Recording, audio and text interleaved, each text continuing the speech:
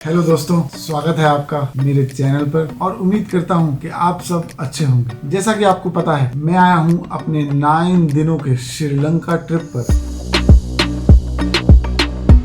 और यहाँ पर मैंने हर पॉसिबल एडवेंचर किया है, चाहे वो स्कूबा डाइविंग हो, व्हेल वॉचिंग हो, जमीन के अंदर 1 किलोमीटर जाकर ब्लू लगून में नहाना हो, जंगल सफारी हो, फ्री टुक टुक राइड हो या फिर लोकल साइट सीइंग हो, एंड ऑफ कोर्स यहाँ का लोकल फूड। मैंने वो चीज ट्राई किया जिसके लिए श्रीलंका फेमस है और उसी के बेसिस पर मैं आपको बताऊंगा कि श्रीलंका में आप क्या, कैसे, कब, कितने दिन और कितने में विजिट कर सकते हैं, और साथ ही में आपको अपना पर्सपेक्टिव भी बताऊंगा कि मुझे कैसा लगा the pearl of Indian ocean Sri Lanka. तो चलिए शुरू करते हैं।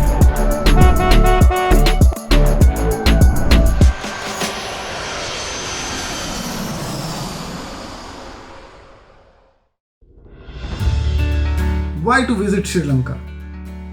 तो सबसे पहला सवाल आता है कि श्रीलंका आखिर क्यों घूमने जाया जाए। यहाँ पर नेचर लवर्स के लिए वाटरफॉल्स, बायोडाइवर्सिटी और सबसे इम्पोर्टेंट, श्रीलंका नेचर की गोद में बसा हुआ है। तो आप कहीं भी जाओ, नेचर आपके साथ रहता है। एडवेंचर लवर्स के लिए स्कूबा, व्हेल वॉचिंग, जंगल सफारी एटसेट्रा है। फूड लवर्स के लिए फूड है, तो यहाँ का लोकल फूड भी कमाल का है। इसके अलावा जो भी हिंदू माइथोलॉजी या रिलीजन में काफी दिलचस्पी रखते हैं, उनके लिए भी यहाँ पे काफी ऐसी चीजें हैं, जैसे रावण केव, रावण वाटरफॉल। तो बेसिकली आप जैसे भी पर्सन हो, आपका इंटरेस्ट कैसा भी हो, आपके लिए यहाँ पर कुछ ना कुछ जरूर मिल जाएगा। तो इस व्हाई टू विजिट श्रीलंका का आंसर यहाँ इजीली मिल जाता है। Now how to apply for visa. Sri Lanka में ऑन अराइवल वीजा मिल जाता है और सबसे अच्छी बात यह है कि 7 कंट्रीज के लिए ये काफी चीप होता है। जैसे कि मेरे पेरेंट्स के लिए अराउंड 2200 रुपीज में 30 दिनों के लिए वीजा मिल जाता है, जबकि मेरे पास यूएस पासपोर्ट है तो मुझे ये वीजा के लिए $50 यानी कि करीबन 4000 रुपीज लगे। ऑन अराइवल वीजा होने का फायदा ये होता है कि आपको पहले से वीजा के लिए कोई प्लानिंग, काउंसलिंग, तैयारी वगैरह नहीं करनी पड़ती। बस फ्लाइट्स की टिकट बुक करो और श्रीलंका पहुंच के वीजा अप्रूव कराओ। अब आते हैं बेस्ट टाइम टू विजिट।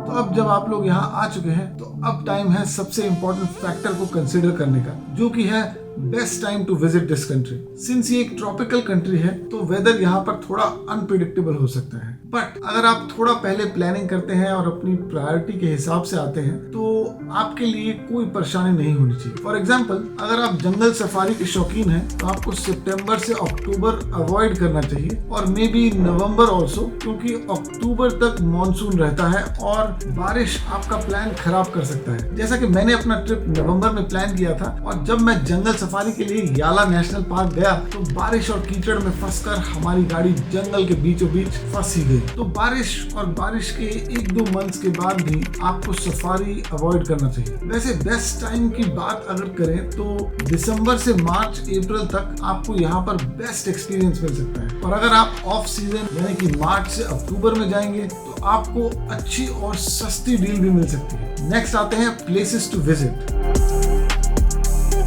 हालांकि श्रीलंका एक बायोडाइवर्स कंट्री है तो आपको यहाँ पर flora, fauna, dense forest etcetera almost सभी जगह मिल जाएगा, बट इसके साथ यहाँ पर हिस्टोरिक और अर्बन मिक्स भी आपको देखने को मिलेगा। जैसे अगर आपको हिस्ट्री और आर्किटेक्चर में ज्यादा इंटरेस्ट है तो आप आंखें बंद करके गॉल सिटी एक्सप्लोर कर सकते हैं, जो कि श्रीलंका के साउथ वेस्ट कोस्ट पर स्थित है। ये पोर्चुगीज कॉलोनिस्ट ने 16th सेंचुरी में बनवाया था। यहाँ का आर्किटेक्चर और कार फ्री सिटी एक्सप्लोर करने के बाद आप सनसेट का व्यू मिस मत करिएगा। और अगर आपको मॉडर्न शहर पसंद है तो आप कोलंबो एक्सप्लोर कर सकते हैं। इन सब के अलावा भी यहाँ पर आपको religion, adventure, lakes, food, nature सभी के लिए कुछ ना कुछ जरूर मिल जाएगा। नेक्स्ट आते हैं एक्टिविटीज टू डू।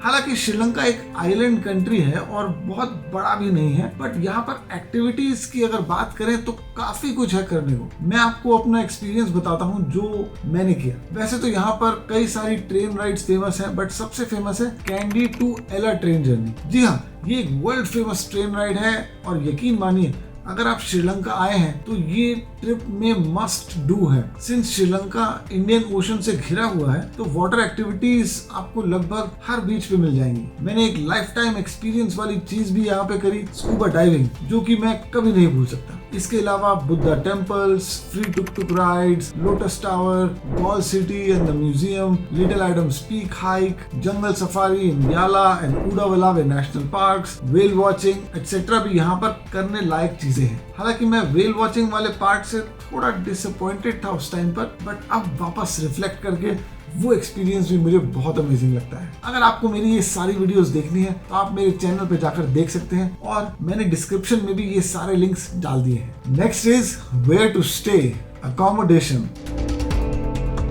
वैसे तो मैं एयरबीएनबी का फैन हूँ क्योंकि इसमें आपको घर जैसी सेटिंग मिल जाती है और ये कंपैरेटिवली सस्ता भी होता है, बट श्रीलंका में ये ज्यादा पॉपुलर नहीं है। तो मैंने अपने और अपने पेरेंट्स के लिए कोलंबो में मेरिनो बीच होटल बुक किया था, जिसमें मैंने करीबन 12,000 रुपए के आसपास 2 नाइट्स के लिए स्पेंड की। आप ये कह सकते हो कि ये थोड़ा एक्सपेंसिव साइड पर था, but prime location and facility के हिसाब से बुरा नहीं था। इसके बाद कैंडी में मैं एक मिड रेंज होटल में रुका, जहाँ पे मैंने 2 दिनों के लिए उसको लिया। एला में भी मैंने एक budget friendly guest house book किया था। गेस्ट हाउस यहाँ पर काफी फेमस है क्योंकि एक तो ये काफी बजट में होते हैं और दूसरा इनमें मोस्टली कॉम्प्लीमेंट्री ब्रेकफास्ट भी मिल जाता है। ये वेरी करता है, 1000 से 5000 रुपए तक के बीच में आपको मिल जाते हैं ये वाले रूम। और अगर बजट आपका कंसर्न नहीं है तो आप फैंसी होटल्स एंड रिजॉर्ट्स में रुक सकते हैं, जो कि 5000 से 20,000 रुपए तक में आपको मिल जाएगा। अगला नंबर है ट्रांसपोर्टेशन का।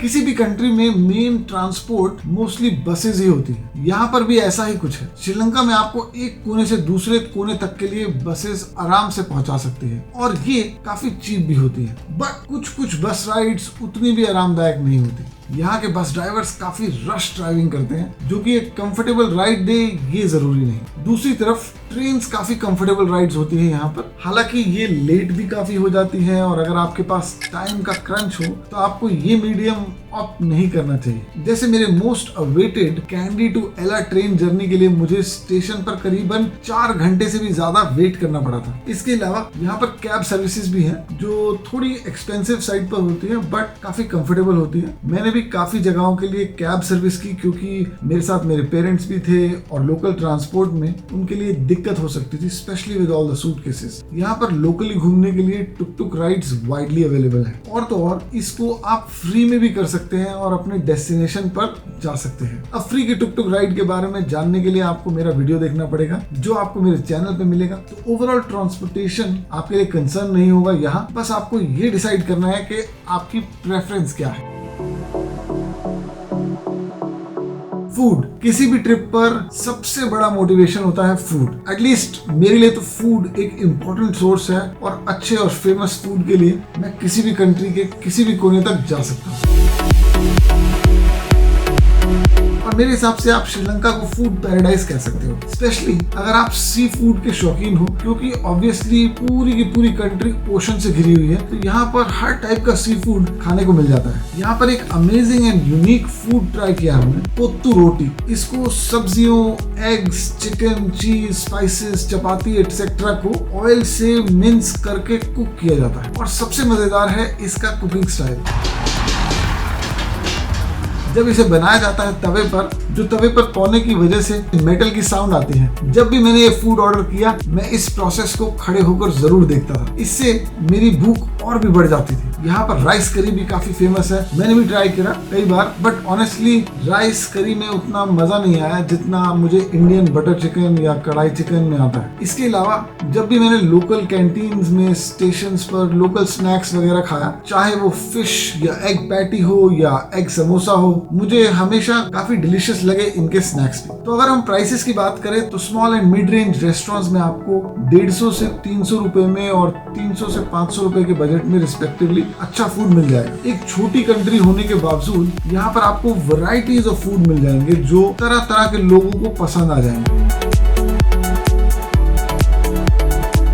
करेंसी यूसेज, इंडिया के कंपैरिजन में श्रीलंका की करेंसी ऑलमोस्ट 4 गुना वीक है। मींस इंडियन 100 रुपए करीब 400 श्रीलंकन रुपए से थोड़ा सा कम होता है। और सबसे इम्पोर्टेंट बात यह है कि यहाँ पर एक्सपेंसेस हायर साइड पर नहीं है। अनलाइक इंडिया, यहाँ पर कैश अभी भी सबसे बड़ा पेमेंट मोड है। लोकल शॉप्स या किसी सुपरमार्केट की पेमेंट लोग कैश ही प्रेफर करते हैं ज्यादातर पेमेंट्स के लिए। हालांकि यहाँ credit and debit cards, bank transfer, wallet system भी है, but cash he mostly use किया जाता है। इस बात का ध्यान रखिए कि आप प्लेंटी ऑफ कैश रखें अपने पास, स्पेशली बिकॉज अगर आप किसी एडवेंचर पे जा रहे हो तो ऐसा हो सकता है कि आपके पास वहां पे इतने पैसे ही ना हो कैश में। नहीं तो आप क्या कर सकते हैं कि अमेरिकन डॉलर्स या यूरोज या पाउंड्स अपने साथ ले जा सकते हैं, जो कि काफी इजीली किसी भी बैंक पे आप एक्सचेंज करा सकते हैं। तो याला नेशनल पार्क जाने से पहले मुझे पता चला कि बिना कैश के वहां पर पेमेंट होता ही नहीं है और मुझे वापस बैंक जाके करेंसी एक्सचेंज करा के लाना पड़ा। तो दोस्तों, आपके श्रीलंकन ट्रिप के लिए ये थी मेरी इनसाइट्स। श्रीलंका में सब कुछ है, adventure, serenity, nature, beauty, beaches, religion, safari end of course food. तो अब आप भी अगर यहाँ आने का प्लान कर रहे हैं तो फटाफट अपनी टिकट्स बुक करा लीजिए और मेरे इस वीडियो को लाइक कर दीजिए एंड चैनल को सब्सक्राइब कर दीजिए। मिलते हैं नेक्स्ट वीडियो में, बाय बाय।